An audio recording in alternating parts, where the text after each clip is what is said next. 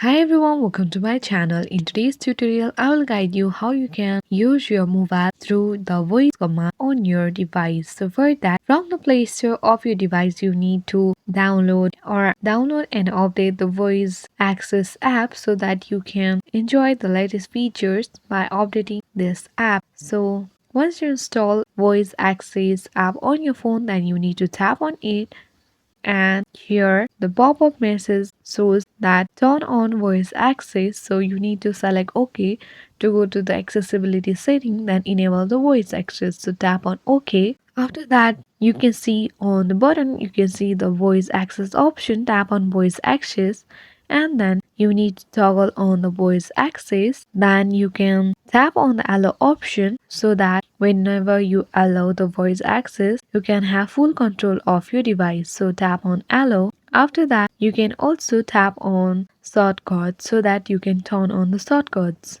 So after you turn on it, now you need to go back. So since here you have turned on the voice access, now you can command to the mobile and easily use the mobile. So let me try. Open the Facebook, open the YouTube,